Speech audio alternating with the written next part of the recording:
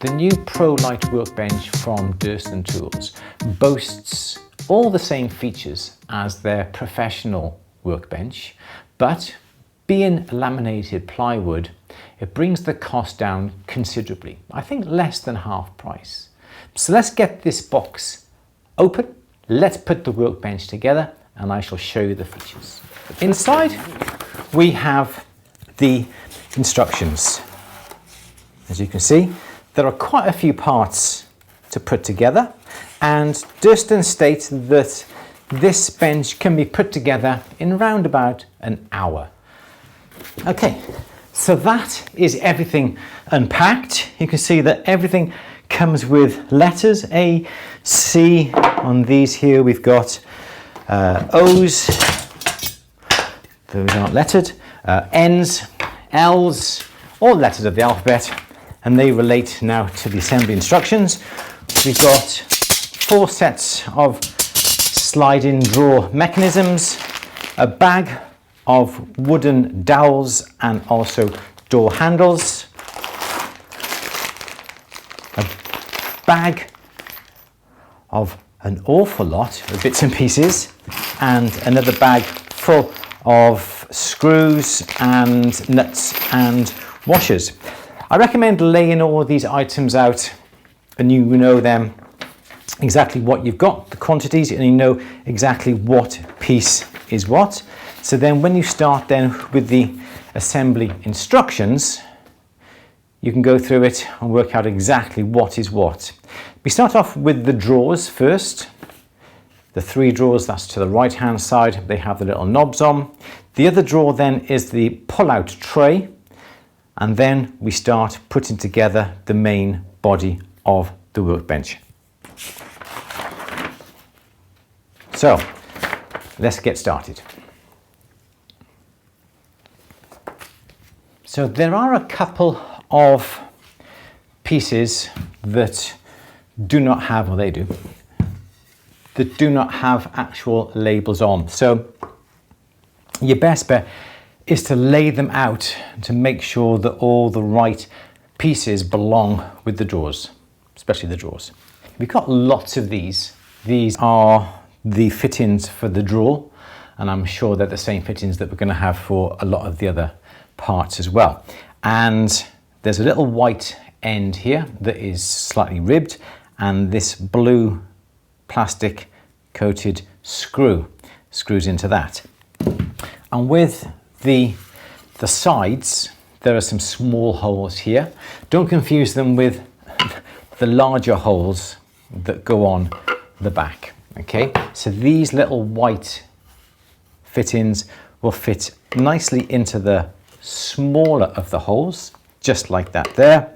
And what we need to do is to screw those down nice and tight, and as they screw down, they'll expand the white plugs into the wood, which then stops these from pulling straight the way out.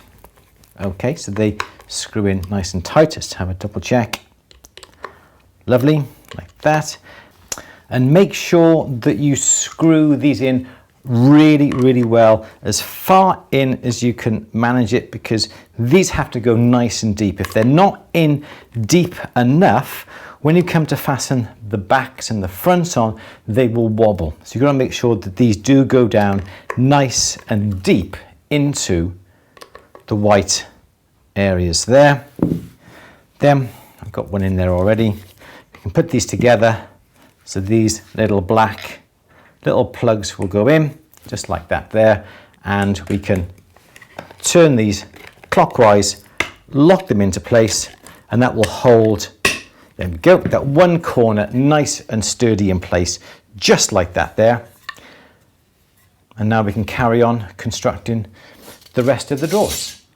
And now with the pull-out tray nearly complete, I just want to bring your attention to a couple of little points here. You've got these holes and the fittings to fasten the sides on. Make sure they are towards the back. Okay, so this is the front, so they are on the back. And then also to the little shelf here, make sure again those fittings are towards the bottom, so viewed from the front, you don't see any fittings at all.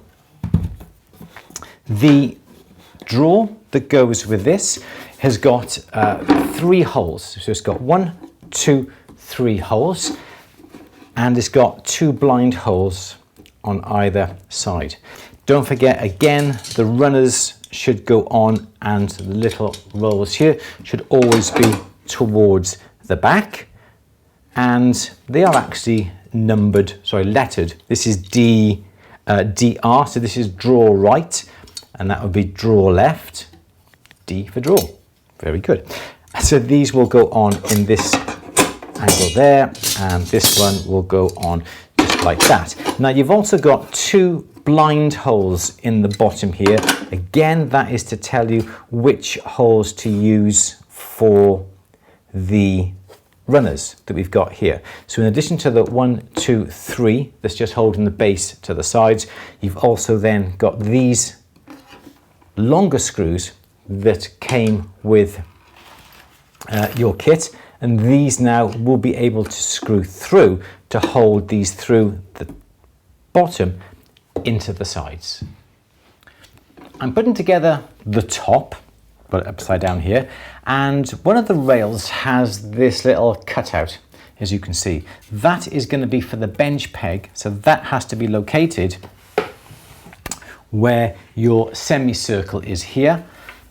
And also, going back to exactly what I said earlier, all the fittings are going to be away from view. So this is where we put those little black plugs.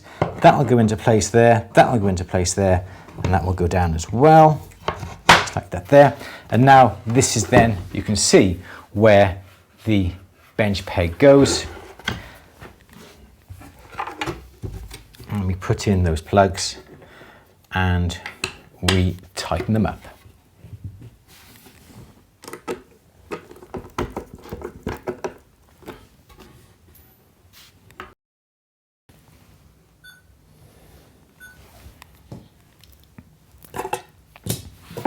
So with the rail in place, I'm just doing one of the sides of the drawers.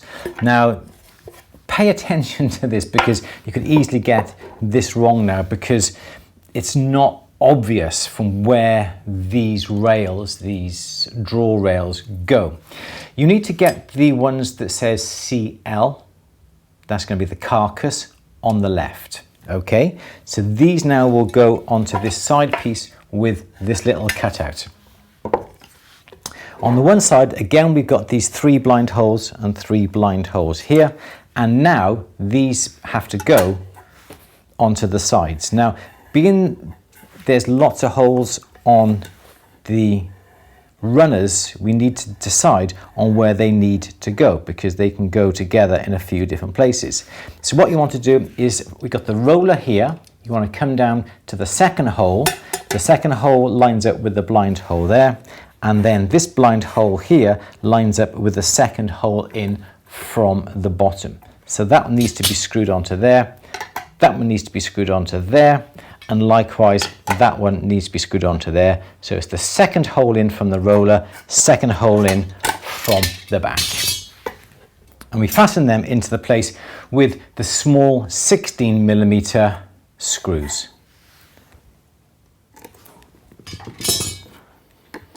All right, so I've got one side on. It's time to put the other side on. You must remember to put in the dowels into the holes that are blind, so not into these holes down here, because you can see we have the little hole here.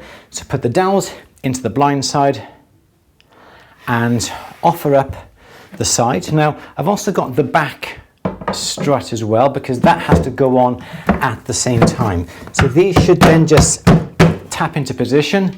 This back strut will go on the back of the legs. Again, we've got little blind holes here that we've put the dowels in. We locate them in to the back. Again, make it look nice, so from the front we don't see any fittings. That's going to go together just right. And to put the sides on, we use these long bolts along with these little round nuts. And the idea is you have a washer the washer goes on first, like that. That'll go through the top, and then on this side here, you put in the little round nut. Make sure the slot is facing towards you, and put that in so now the slot is horizontal, and then that should be able to screw in, and that will locate into the nut. We get our screwdriver, wherever my screwdriver disappeared to, there it is there, and we screw that in, and we do that to 1, 2, 3, 4, 5, 6 sides here, and then also onto the bottom. Okay, so it's virtually all ready. We've just got these little side struts that we need to put into place on the side, and they line up with the edge of the back here, and make sure now that is nice and straight. And we use the remaining 20mm screws to screw them through from this side.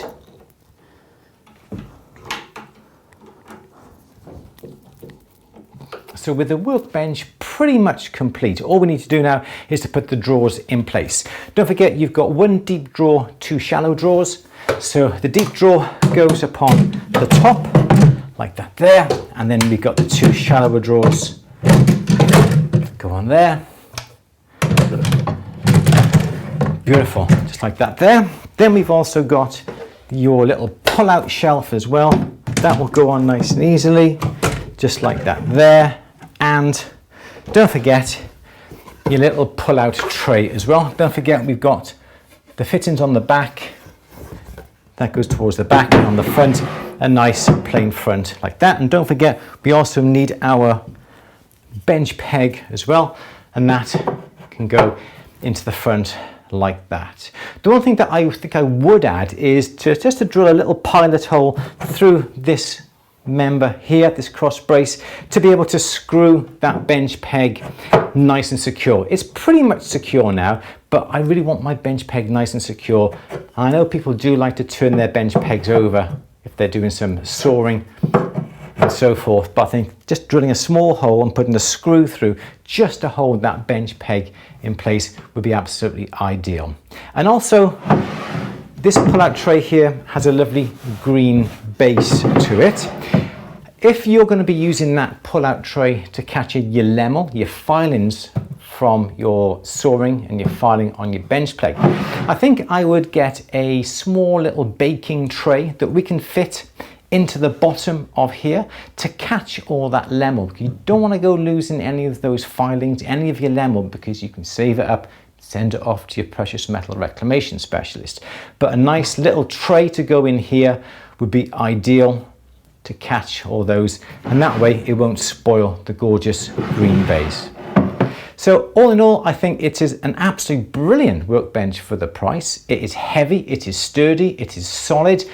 It is a veneer upon plywood. So in fact, I think I have marked it in a couple of places where I've lent it against the drawers that were lying down here. So do take care with it, look after it, but as it's a workbench, it's going to get dented, it's going to get marked, and if like me, it's going to get burnt. But do take care of it, it will last you an absolute lifetime. I think it really is a great workbench. The Pro-Lite Workbench from Durston Tools. Thank you for watching, see you next time. Bye-bye.